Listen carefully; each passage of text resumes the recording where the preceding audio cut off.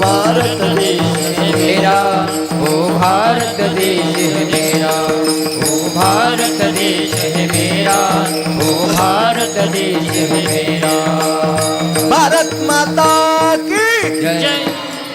अशा या पवित्र देशामध्ये तुम्हा आपल्याला जन्म मिळाला, आपलं भाग्य आहे दादा. म्हणून जगद्गुरु श्रीमंत तुकोबारायांचा हा 4 चरणाचा अभंग आहे. कितीतरी वेळेला उच्चारलेला आहे.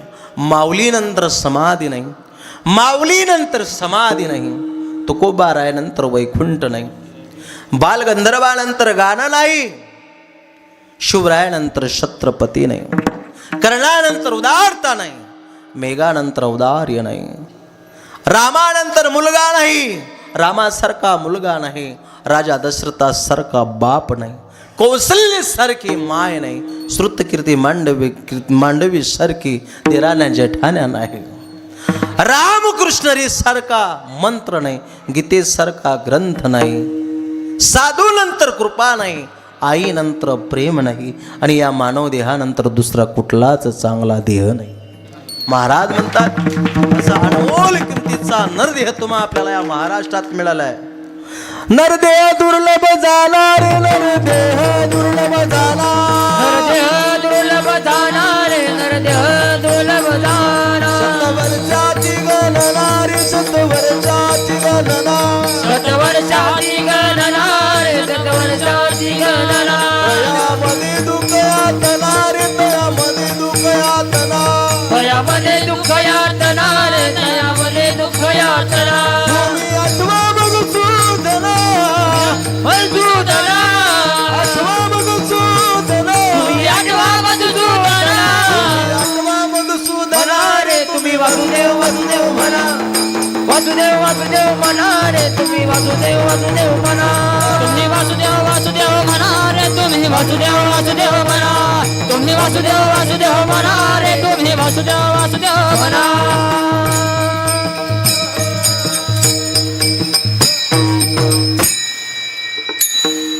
आजी म्हणेन माय बुवा नाचू बी राहिला कीर्तनात. आई अगं महाराज जाऊ दे, जगाचा मालक कीर्तनात नाचला. कुठं नाचला? नाचू कीर्तनाचे रंग, जगाचा मालक कीर्तनामध्ये नाचला. नामदेव कीर्तन करी, घड्याळचा काटा पटपट त्याच्या टायमावरती जाऊन पोचतोय. महाराज म्हणतात नामदेव कीर्तन करी, पुढे देवनाचे पांडुरंग, पुढे देवनाचे पांडुरंग. कीर्तनात नाचल्यामुळे मी अगोदरी सांगितलं कीर्तन चांग, कीर्तन चांग होय अंग हरिरूप.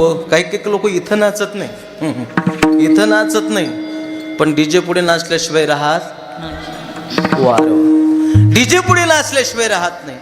तुमच्या भागात लोक नाचत नसतील, पण आमच्याकडे 65 वर्षाचे खलबत्ते म्हणतो आम्ही, ते खलबत्ते. विकास भाऊ खलबत्ते, ज्याच्या तोंडात एक दात नाही, तो खलबत्त्या कीर्तनात नाचणार नाही. आजी म्हणते जा ना कीर्तन ऐकायला, म्हातारा म्हणते मला ऐकू येत नाही. आजी म्हणते ते कसं ऐकू येते तुम्हाला, सट्टा मट्टा हो, रतन खात्री, ओपन क्लोज. ते कसं ऐकू येते, कीर्तन ऐकू येत नाही. कीर्तनात गेला नाही म्हातारा, कीर्तनात नाही नाचला, आणि डीजेच्या पुढे नाचल्याशिवाय राहिला नाही. डीजेच्या पुढे गाणं कोणतं होतं? 65 वर्षाचा खलबत्त्या म्हणते मला लगीन करावं पाहिजे. 65 वर्षाचा म्हातारा म्हणते मला लगीन करावं पाहिजे. एवढं पोरग गेलं पडत म्हणे आजी, म्हणे बोल रे पप्प्या. आई अगं म्हणे आबा नाचू राहिला. म्हणे कुठं रे, सप्त्यात नाचतो की काय म्हातारा? म्हटले सप्त्यात नाही ग, म्हणे डीजेच्या पुढे नाचतोय म्हातारा. गाणं कोणतं आहे माहित आहे का? बाबा म्हणते मला लगीन करावं पाहिजे. आजी खलबत्त्या ठेचा कुठवत होती, ठेचा ठेचा खलबत्ता समजते ना इकडे, खलबत्ता आमच्याकडची भाषा करते ना तुम्हाला. हो, मी काही पाकिस्तानचा नाही.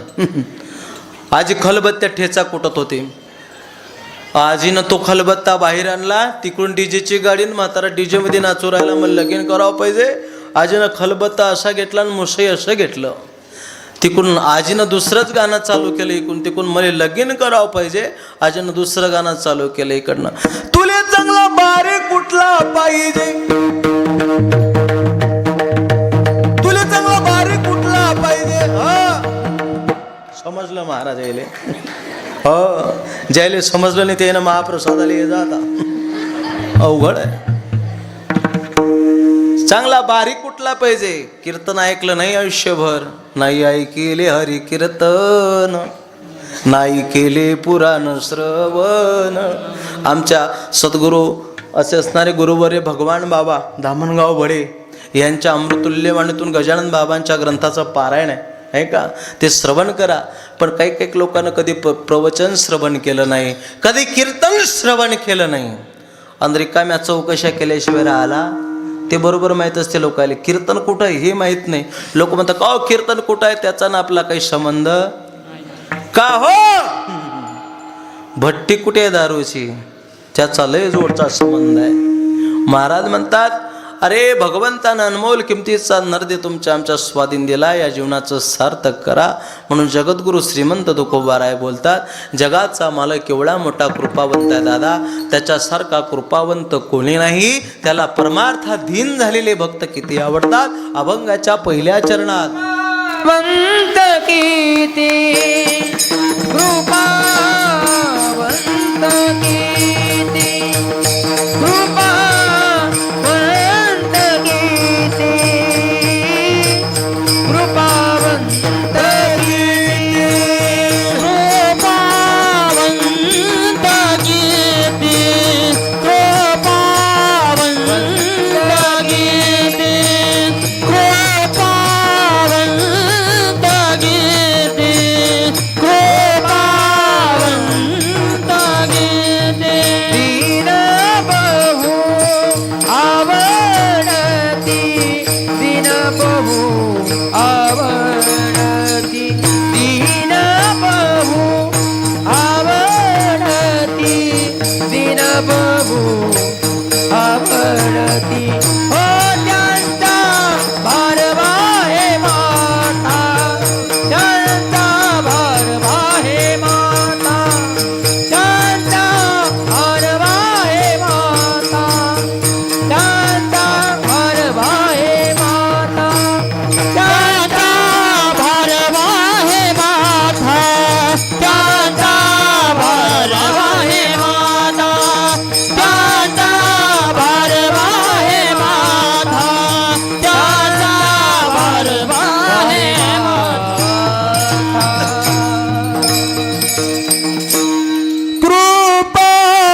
कृपावंत किती कृपावंत आहे. महाराज म्हणतात त्याच्यासारखा कृपावंत कोणी नाही. जगाच्या पाठीवरती देव कृपावंत आहे.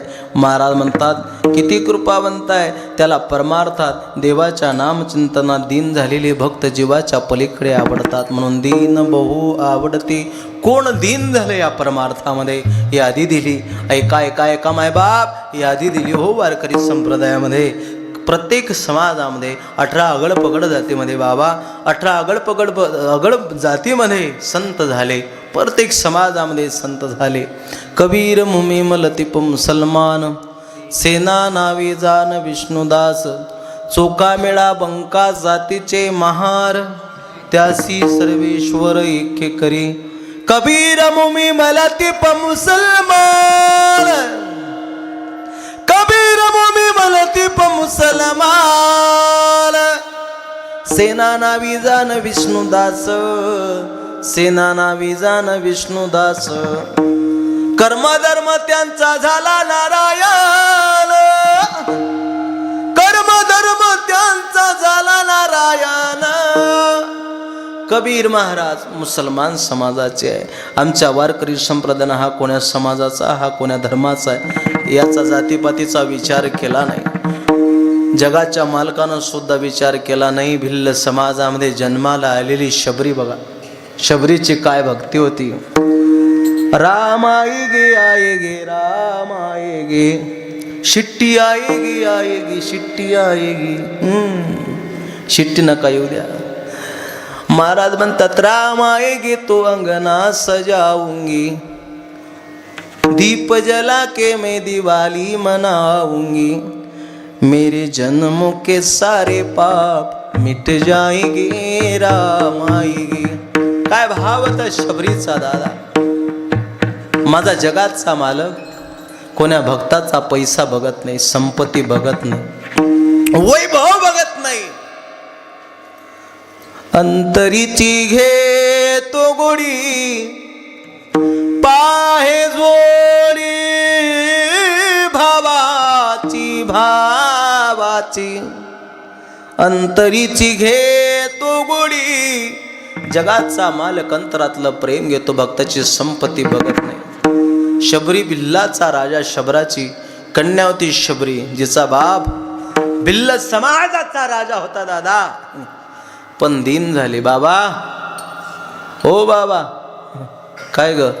काय ग बेटा, हे बोकड सजवली, यांच्या गड्यामध्ये हार टाकलाय तुम्ही बाबा, कुकू लावलंय त्यांच्या कंपाळाला, कशासाठी हो बाबा? सांगितलं ग, आपल्या भिल्ल समाजामध्ये रूढी परंपरा चालत आली, रूढी परंपरा चालत आली पोरी आपल्या समाजामध्ये. म्हटले का बाबा? अगं पोरी, उद्या तुझं लग्न आहे. हो बाबा माहीत आहे मला, माझं लग्न आहे माहीत आहे, पण यांना का सजवलं? सांगितलं बेटा, आपल्या समाजामध्ये लग्न असलं म्हणजे त्याच्या घरी या प्राण्यांची बळी दिल्या जाते. शबरी विद्वान होती, अधिकार संपन्न होती महाराज, अधिकार संपन्न होती शबरी. बाबा, दोन जीवाचा संसार उभा करण्यासाठी बाबा दोन निरपराधी प्राण्यांचा बळी का घ्यावा बाबा? का घ्यावा बाबा? हा प्रश्न बापाला विचारला शबरीनं. बेटा, मुलगी जन्माला आली म्हणजे बापाला चिंता असते बेटा. मुलगी लग्नाच्या वयामध्ये आली, मुलीचं शिक्षण कसं व्हावं ही सुद्धा चिंता बापाला असते बेटा. मुलीचं लग्न कसं व्हावं, माझी मुलगी डोक्यापर्यंत आली, आता लग्नाची चिंता बापाला. एवढा विचारतो नको बाबा. मला एक प्रश्न विचारायचा आहे तुम्हाला, दोन जीवांचा संसार उभा करण्यासाठी दोन निरपराधी असलेल्या प्राण्यांचा बळी का घ्यावा? प्रश्नाचं उत्तर बापाला देता आलं नाही. शबरी रात्री आपल्या महालामध्ये झोपली असताना, आपल्या रूम मध्ये झोपली असताना विचार केला, दोन जीवाचा संसार उभा करण्यासाठी दोन निरपराधी प्राण्यांचा बळी जात असेल, अशा लग्नाला मी स्वीकार करणार नाही. रात्री 12 वाजता मुलीनं दोर टाकला, साडी टाकली आणि त्या मजल्यातून खाली उतरली, अरण्यात निघून गेली. अरण्यात निघून गेली दादा. बरंचसं बघण्याचा प्रयत्न केला पण दिसली नाही. का दिसली नाही? जिचा बाप एवढा मोठा राजा होता, तिला बघू शकला नसता का? पण तिने एका मेलेल्या उंटाचा आधार घेतला होता, सहारा घेतलेला होता. सडलेल्या उंटाच्या आत बसली, शिरले. जिथपर्यंत दुर्गंधीच्या वासामुळे, दुर्गंधीमुळे राजाचे नौकर शिपाई इथपर्यंत येऊन पोचणार नाही म्हणून मेलेल्या जनावराचा आसरा घेतला बाबा. आणि नंतर मातंग ऋषीची